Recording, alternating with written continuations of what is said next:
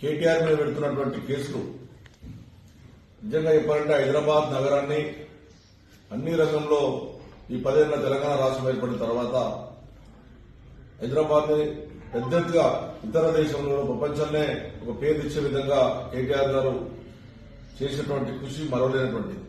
ఎందుకంటే ఆ రోజున కరెంటు లేక అల్లాడిపోతున్నటువంటి కాంగ్రెస్ ప్రభుత్వంలో కరెంటు లేక ఇబ్బంది పడినప్పుడు జనరేటర్లు పెట్టుకున్నటువంటి సందర్భాలు చూసాం. హైదరాబాద్ ప్రజలు ఎంత ఇబ్బంది పడ్డారు.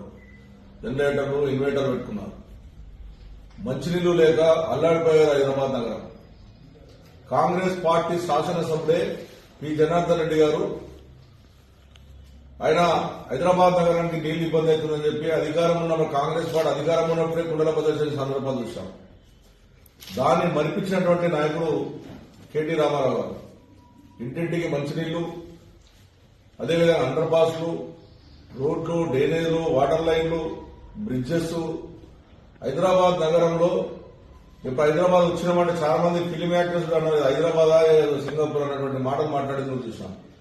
అంత పెద్దగా హైదరాబాద్ ని డెవలప్ చేస్తే ఈ రోజున ఒక రేసు అది నేషనల్ లోనే ఏ రాష్ట్రంలో చేయనటువంటి ఆ రేసు తీసుకొచ్చి హైదరాబాద్ నగరం బ్యాండ్ పెంచాలి, భారతదేశాన్ని ఇతర దేశాలకు ఒక బ్యాండ్ ఉండాలన్నటువంటి ఆలోచనతోనే ఆ రోజు కేటీ రామారావు గారు తీసుకొచ్చి దాన్ని ఒక ప్రపంచ స్థాయిలో గుర్తింపు చేశారు. కొన్ని డబ్బులతో చేసేటివి ఉండవు. దాన్ని తీసుకురావడం వల్ల గవర్నమెంట్ కి గాని అదేవిధంగా ప్రజలకు వచ్చినటువంటి గాని 700-800 కోట్ల రూపాయలు ఆదాయం వచ్చింది.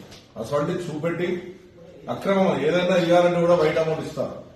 ఏదైనా ప్రభుత్వం ఇటువంటి ఇంటర్నేషనల్ సంబంధించినటువంటి క్రీడలు వచ్చినప్పుడు దాన్ని భారతదేశానికి పేరు రావాలన్నటువంటి ఆలోచన, అదేవిధంగా హైదరాబాద్ నగరానికి పేరు రావాలన్నటువంటి ఆలోచనతో చేస్తున్నటువంటి కార్యక్రమంలో అదొక భాగం. ఎంతో మంది ముఖ్యమంత్రులు ట్రై చేసినప్పుడు కూడా అది సాధించలేదు.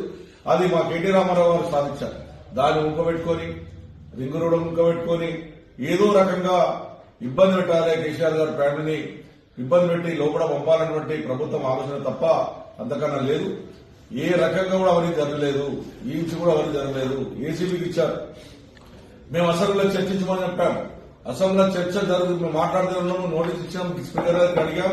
అడిగే లోపలనే మేము బయటకు వచ్చే లోపలనే కేసు బుక్ అయినట్టుగా వాళ్ళు టీవీలలో లీకులు చేయడం. దేనికైనా కూడా టీఆర్ఎస్ పార్టీ ప్రభుత్వం, బీఆర్ఎస్ ప్రభుత్వం అన్నిటికీ సిద్దముండదు తప్ప అక్రమంగా కేసు పెట్టి హైదరాబాద్ నగరాన్ని బ్యాండ్ తగ్గించే విధంగా ప్రయత్నం చేస్తుంది ఈ ప్రభుత్వం. ఇది మంచి పద్ధతి కాదు. కేటీ రామారావు లోపడేసి ఏదో సాధించాలి, ఆనందపడాలనుకున్న వాళ్లకు ఫ్యూచర్ లో ప్రజలు తగిన గుణపాఠం చెప్తారని చెప్పి సందర్భంగా తెలియజేస్తాం.